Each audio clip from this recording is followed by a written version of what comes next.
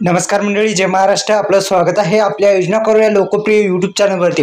एकंदरीत आपण जर पाहिलं तर मित्रांनो, एक आनंदाची बातमी आहे. केंद्र सरकारच्या माध्यमातून शेतकऱ्यांना आता आनंदाची बातमी आलेली आहे.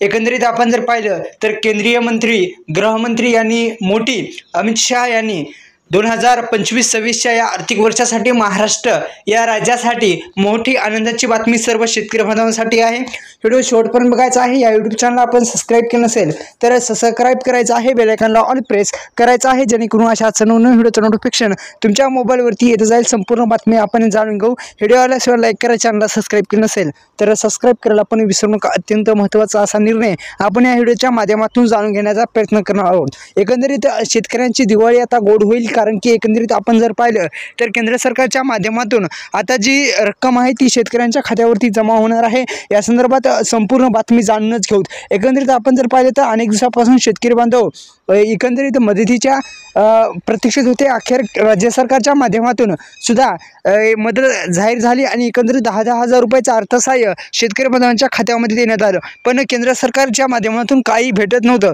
तर केंद्र सरकारनं सुद्धा निर्णय घेतला. अखेर शेतकऱ्यांच्या खात्यावरती एकंदरीत केंद्रीय गृहमंत्री अमित शहा यांनी 2025-26च्या आर्थिक वर्षासाठी महाराष्ट्र आणि दुसरे एक आपलं लागून राज्य कर्नाटक या राज्यांना मोठा दिलासादायक अशी बातमी दिलेली आहे. राज्य आपत्ती प्रतिसादन निधी यांच्या केंद्रीय वाट्यातील दुसरा हप्ता म्हणून जी रक्कम आहे ती वाटप करण्याचं काम आता सुरू होणार आहे. एकंदरीत आपण जर पाहिलं तर डीबीटी मार्फत थेट शेतकरी बांधवांच्या खात्यामध्ये हे पैशाचं वितरण आता थेट पद्धतीने होणार आहे. या यूट्यूब चॅनलला आपण सबस्क्राईब केलं नसेल तर सबस्क्राईब करून बेल आयकॉनला ऑल प्रेस करा. अशाच नवनवीन व्हिडिओचं नोटिफिकेशन तुमच्या मोबाईलवरती येत जाईल. धन्यवाद. जय शिवराय.